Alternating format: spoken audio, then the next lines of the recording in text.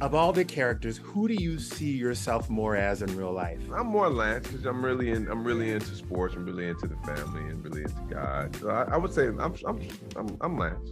I probably would say a little Candace, a little George. I agree with that. Mm-hmm. What I love about Black Hollywood is that you guys all kind of came up together. And you know, everybody is spilling the tea right now in these memoirs.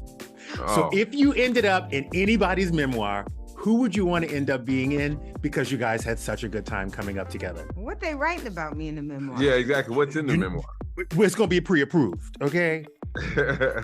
Anybody in this cast, I would say I could be in their memoir. I mean, we don't. I think. Yeah, there's nothing really. Yeah, we could be in any memoir. Yeah. All right, I'll take that. That. Remember that night? No, I'm joking. All of a sudden, the EP's like, there's a boom somewhere in there. There's a boom. Hey, cut. There's a boom. There's a moment in this, and it really goes after something I think we all experience, a midlife crisis. Mm-hmm. And I think my midlife crisis would be fun. Expensive. But it would be fun.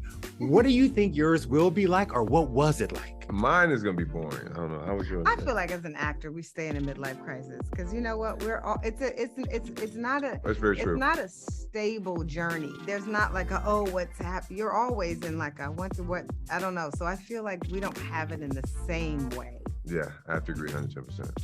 So you're just at a steady midlife crisis. Think about it now. So obviously looking back, the audience always think that we're always working because we'll do a movie or do a show and they'll rerun it and rerun it and rerun it. You know, but every time we do a movie, we know in 3 months or 2 months, whatever it takes, we're going to be unemployed after that. That journey from your 20s to wherever we are now, it's very, down like that. Yeah, and I fluctuates. Think midlife crisis, people are like, what am I going to do now? I think that there's just a state that an actor exist in, so that when midlife crisis comes, sometimes it is not as extreme. Yeah, that's true. Because we're always like, what's going to be next? Like, what do we do? How are we going to adjust? There's always that. Every time you talk about this unemployment thing, Regina gives you a look. She's like, not employed here. Regina, she's now officially employed till she's 100. No. She has. That's why I said to 20s, start from the 20s. But from now, she's going to be employed for the next 100 years. No, I got to tell you, I don't know, for me, no matter who or where you are, you always are like, maybe I won't work again. It after you're like not working for 2 months, even if it's by design. Yeah, no, it's very true. By design, you're like, well, maybe it's not gonna. I don't think that ever goes away. I think you start off like that and it never goes away. Because I don't think people really understand how strong that is because first of all, there's only a certain number of actors who have the opportunity just to be working constantly. Then even the ones that get to that point, at some point, they're not at that point anymore. So you're really never really stable in that regards when it comes to work. I don't think you don't ever take it like. And we Black, so we definitely have that. Yeah, exactly. It's interesting to me because we talk about in this movie and in life that Barack and Michelle kind of love. But I want to know, before Barack and Michelle, who were those symbols of Black love or just love in general for you? Well, I mean, symbol of love or symbol of marriage when my father passed away, but that's still, I mean, look, it's, I don't think publicly there weren't too many people or too many couples out there before Barack and Michelle. Can you think of any? I mean, I just don't, maybe I saw them. I don't know that I held on to it like that. I'm trying to think. I can't think. Well, there was Prince and Vanity. Ooh, yes. That meant a lot to me. That was a good one. That was a good one. Martin and Gina. Martin and Gina. Joe Jackson.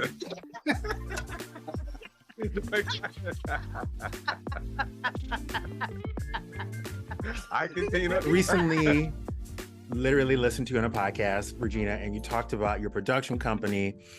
And I need to know why you are not producing this Brenda prequel so we can see where one of the most iconic characters came from. I need to know where this came from, and I need to know now. So I'm gonna need you to what's up? I know. Who are Brenda's parents? What was her symbol of Black love? Did you just have the best time playing that character? I mean, every time. I love Brenda so much, still do. I'm always happy that different generations continue to find Brenda, her memes. I mean, turn that chicken. I mean, I loved her, and I love her forever. She's dear to me, one of my babies. I cannot believe that we are at the moment where we're going to see you guys really adulting. I feel like my parents warned me about this my whole life. Like, wait until you get to blah, blah, blah. And I ignored everything. What is the one thing you wish you could tell your parents? I know you warned me about this and I just want to apologize. I should have been more mindful. You know, it's not a warning. I'm like, I can look at things and go, oh, you were right. There's just, you know what? Time, how fast time goes.